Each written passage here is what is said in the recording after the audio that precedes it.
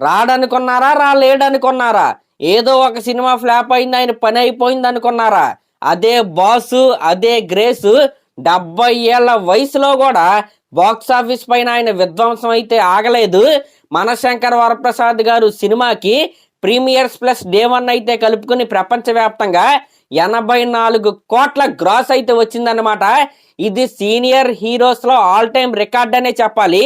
అప్పుడెప్పుడో సైరా నరసింహారెడ్డి సినిమాతో డే 1 83 కోట్ల గ్రాస్ అయితే మన చిరంజీవి గారు అయితే పెట్టారు.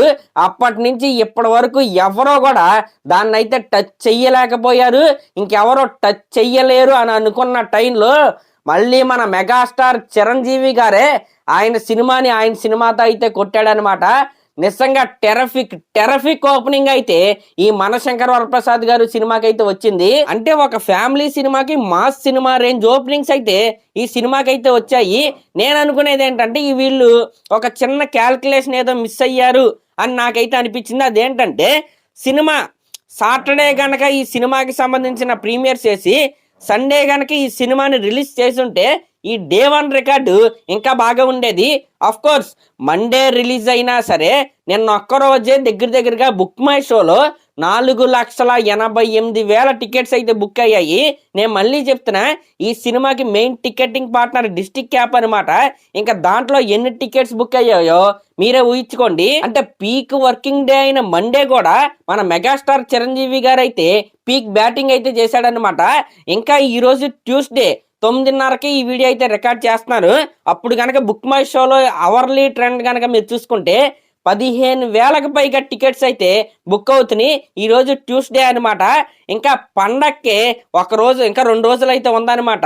ఇంకా పండక్కి 2 రోజుల ముందే ఈ రేంజ్ బ్యాటింగ్ అయితే నడుస్తుందంటే ఇంకా వీకెండ్కి ఈ సినిమా కలెక్షన్స్ ఏ రేంజ్లో ఉంటాయో ఒక్కసారి మీరే ఊహించుకోండి. ఇంకా ఈ వీకెండ్కి ఈ సినిమా 250 నుంచి 300 కోట్ల మధ్యలో గ్రాస్ అయితే ఖచ్చితంగా సాధించింది అనమాట.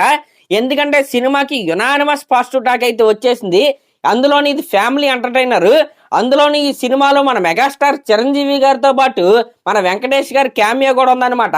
ఇంకా ఫ్యామిలీ ఆడియన్స్ ని ఓరు బాబు ప్రతి ఇంటికి వెళ్ళి క్యాంపెయినింగ్ చేసినా సరే అసలు ఎవరో కూడా ఆగరు.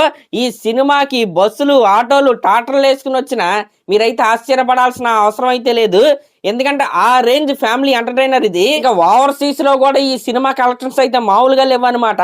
ప్రపంచవ్యాప్తంగా $2.3 బిలియన్ అయితే ఈ సినిమా అయితే క్రాస్ అయింది. ఓన్లీ యుఎస్ఏలో దగ్గరగా $1.8 మిలియన్ అయితే ఈ సినిమా అయితే క్రాస్ అయింది. నిజంగా ఇదైతే ఫినామినల్ కలెక్షన్స్ అనే చెప్పాలి. ఇప్పటికీ ఓన్లీ బుక్ మై షోలో 7,50,000 పైగా టికెట్స్ అయితే బుక్ అయ్యాయి.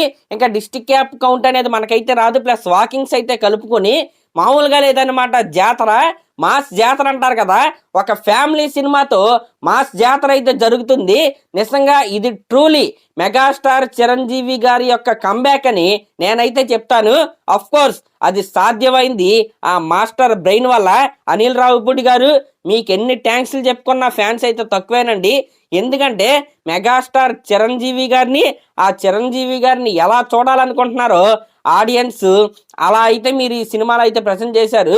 దానివల్ల ఇదైతే సాధ్యమైంది. ఇంకా ఈ సినిమాతో చిరంజీవి గారు క్రియేట్ చేసిన కొత్త రికార్డ్ ఏంటంటే డే 1 రోజు 280 కోట్ల గ్రాసర్ ఉన్న ఏకైక సీనియర్ హీరోగా మన మెగాస్టార్ చిరంజీవి గారు అయితే కొత్త రికార్డ్స్ అయితే క్రియేట్ చేశాడు.